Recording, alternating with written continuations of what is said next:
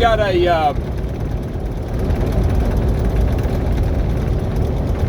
I got a message that I kind of got from well, let's just say from a higher power. You know the things you get from dreams, things you get from tarot readings, stuff like that.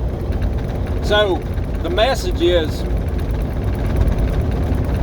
bacteria and viruses are just lower levels of parasites. And when I say viruses and bacteria, I'm talking all bacteria, all viruses. There is no distinction. They're all parasitic. Now, then of course you've got the parasites that everybody normally thinks about, like tapeworms, roundworms, hookworms. You can think of those as like the medium level. When I say medium level, I mean as far as complexity, organization, how complex the organism is. Bacteria are obviously more complex than viruses, and parasites that we normally think of, like the worms, are more organized and more complex parasites than the parasites I just mentioned, the viruses and the bacteria. Now, science will tell you that, they're all three different, but actually I don't think so.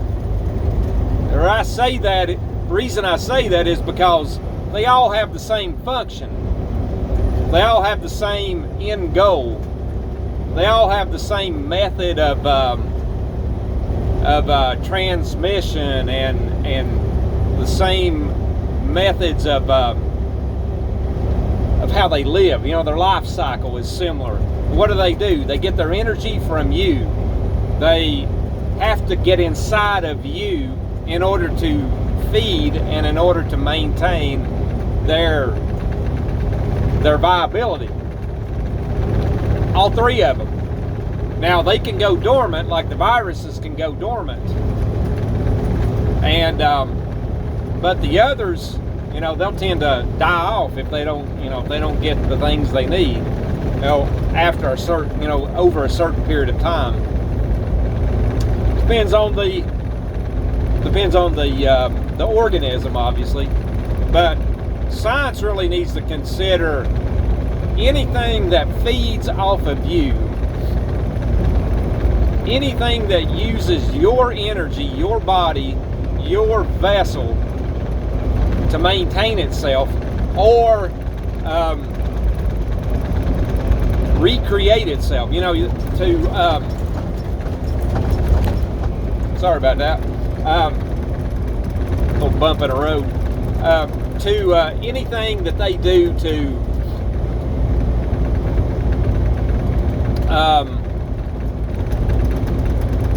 extend their life cycle, anything they do to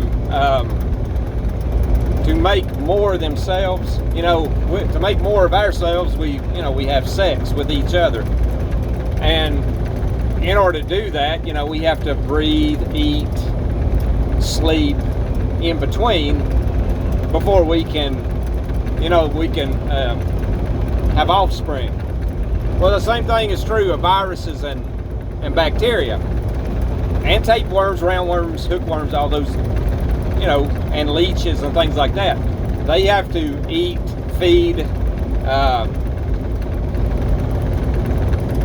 have sustenance to extend their life before they procreate and make more of themselves. They all don't procreate the same, but that's beside the point. The fact that they have to use us to do that. Now, see, we don't. We can eat plants and, fruit, nuts, berries, vegetables, milk, yogurts, you know, the list goes on and on and on. And then meat, of course, you know, some people who aren't vegetarian, you know, meat as well. So, and grains. And so what you've got is organisms that have to invade, which, I mean, because whenever you're talking about a parasite, it's invading your space, it's invading your body. Same thing with bacteria and viruses. But once they invade your body, they still go through the same protocol of existence as the worms do. They find a way to stay in your body and not be removed. They find a way to fight back if necessary, to stay, and then they feed off the host in order to maintain their existence. And then, of course, they extend their life off of you, and then, of course, they make more of themselves to create more generations of themselves inside your body. Now, I would say, they have found that cancer is caused by some cancers are caused by bacteria and by viruses, mostly viruses. Now, I would hypothesize that all viruses are the root cause of cancer. Now let's look into this. It used to be known that cervical cancer was caused by, they knew it was caused by a virus, HPV. And then they got to looking and they figured out that they could give an injection to prevent the spread of that HPV virus. And they knew that it caused cancer in the uterus, cervix, and other parts of the female anatomy. Now, why would it do that to a woman but not to a guy as much or as often? Because a woman's insides, their vessel, tends to collect and hold on to DNA and viruses and things like that. That this isn't, now, before the ladies out there get mad at me, let's calm down. I love women, okay? I do. Love you guys. But we're talking medical here, certain things happen certain ways. It's a fact that women tend to get UTIs more than men do. They get urinary tract infections more often because their urethra is shorter than a man's. That's not a knock on a woman. That's just plain anatomy. It is what it is, and it's harder for a man to get a UTI because it has to travel further. The bacteria has to travel further in order to get all the way to the bladder or beyond, all the way to the kidneys. So, and a guy when he goes to the restroom, he tends to get rid of it. It gets washed out by the urine flow and, get it out of there. Whereas with women, you've got a shorter distance. Things can move, if it's a shorter distance for the bacteria to travel or the virus to travel, it's not, it's going to go from point A to point B a lot faster than it is on a guy. So you're going to get that infection a lot faster. Okay, so those are just facts of the matter. That's not knock on women. It's just the fact of your anatomy. Same thing with what I'm saying. Women the way they're designed, they're designed to catch.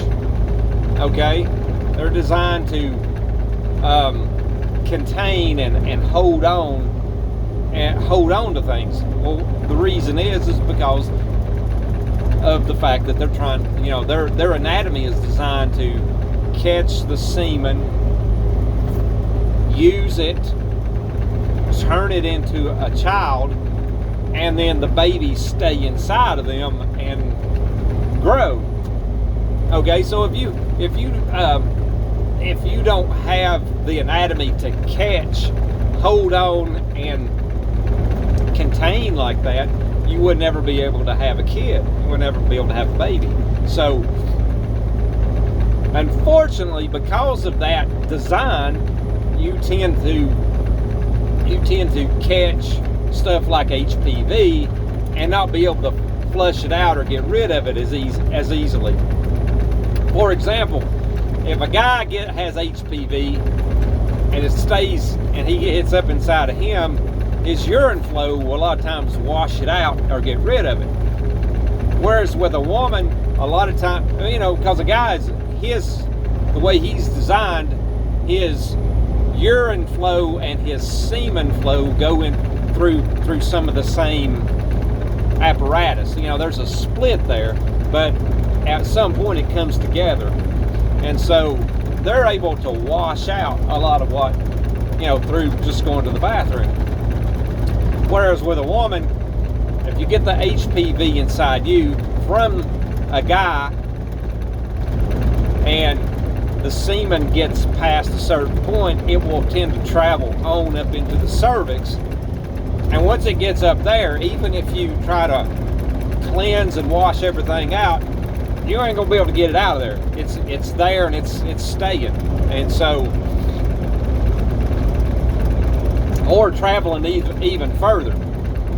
So we go back to my original point, which is, women, they get the HPV in them, and then because it sticks around, that's why they tend to get cervical cancer from HPV, and men don't. Because of the design, the human design of the way we are, the anatomy of design. Men have issues with things on their body, that women don't ever have to deal with. It's just the fact of how things are. Now, lifestyle can make a big difference. If you're a woman and you're with one partner, and that's the only partner you have, you'll contain that. You'll be able to narrow that down and prevent that from happening, provided your partner is faithful to you and they're not sleeping with everybody else. Then you won't have to worry about catching anything, which means the chance of getting HPV from your partner is reduced.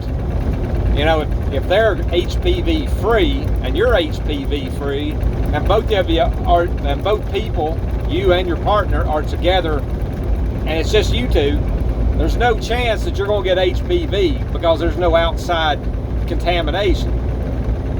So people need to think about that. Now, as far as this parasite situation goes, people need to try to keep everything out of themselves. There is an old school thought, and people don't think about this like they used to, but demons, and this is a spiritual aspect of this, demons actually get inside of bacteria, viruses, and hookworms, tapeworms, things like that. Yes, it's true. If any of you ever saw that movie Poltergeist,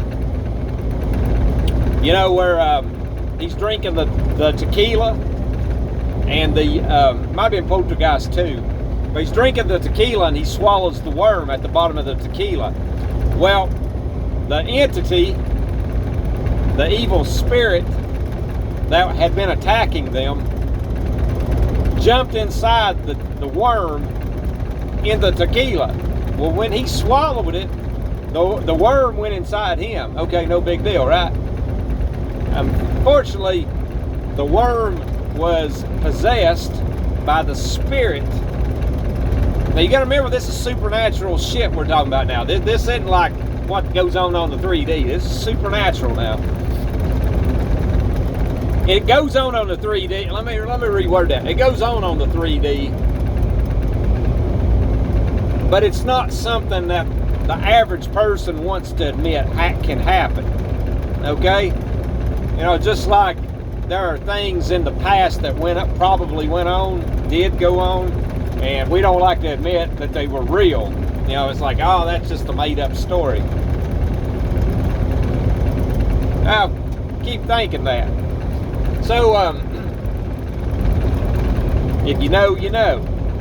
So, in that movie, it got inside the worm, the evil spirit of what they were fighting, and it got inside of him. He was basically possessed because of the evil that was inside the worm got inside of him. That's what's going on with viruses and bacteria, and even tapeworms, hookworms, things like that. You've got evil spirits inside. And some of you guys go, well, how can a demon split itself up, or an evil spirit split itself up? We're talking supernatural here, okay? You ever seen those vampire movies where they'll try to put the stake through the heart of the vampire, and the vampire will split into like 100 bats? Same kind of thing. A spirit like that can disperse itself into smaller amounts, you know, like a flock of birds. Just like in the Bible, where Jesus asked, you know, the demon said, you know, don't drive me out. Send us into the pigs. Well, that dude was just one person, but apparently he had thousands, 10,000s of demons inside of him. But those demons were able to jump into all the pigs, right? And they were able to split off. Well, not only can each individual demon do that into each individual pig, you can have one individual demon do that into 1,000 pigs and split itself up. Okay? It's like building blocks, you know, or a puzzle. Put the puzzle together and you got one demon. You can break the puzzle apart. You still got a demon, but it split itself into smaller amounts, smaller, you know, sub-demons, you know, or subsections. So, and that just gets me to my last point, which are demons. Whoop! Had a bird go by. I almost hit him. He got away though. Okay, so you got demons that are actually parasites too. All right, follow along here with me. Demons are parasites. Bacteria and viruses are parasites. Basically, a demon, just like I said, there's different levels of complexity, and there's different levels of, organization, complexity and organization with each organism. Well, a demon is just a higher level of organization and complexity than the hookworms and the tapeworms. A demon gets inside of you, they're drawing off your energy. They're drawing off your life force. And if they get in there past a certain point, they can actually take over. So, or if there's too many of them, too many demons in one person, they can take over. So,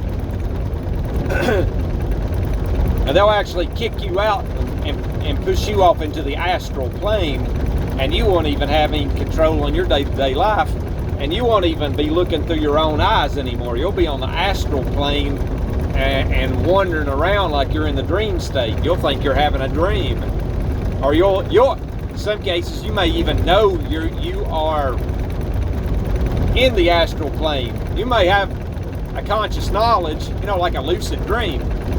You'll know you're where you're at, but you won't be able to get back in your body.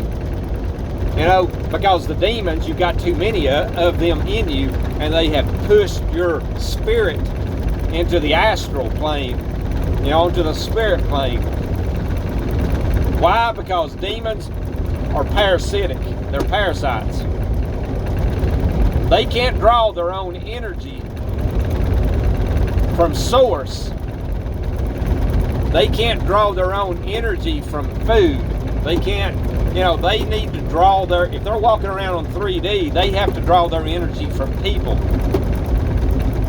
to be able to actually affect things on the 3D. Now, they can, under certain circumstances, like levitate objects, move stuff through the air. You've heard and seen stuff like that. That's all real, but it takes a lot of energy for them to do that, and they have to draw that off of somebody. So usually what they'll do, if they've not possessed somebody, they'll draw that energy that they need to affect the surroundings on the 3D. They'll draw that energy off of people. Again, like a vampire. And then with that, now this is without possession. This is just them when they're just attacking you on the outside. But they can actually use your energy to attack you. So it's like you're getting attacked by your own energy. So I wanted to throw that out there. That was a long drawn out conversation, but I think you guys would find that quite interesting. Demons are just parasites, just like viruses and bacteria are really just parasites. It's all the same, just different levels of complexity and organization.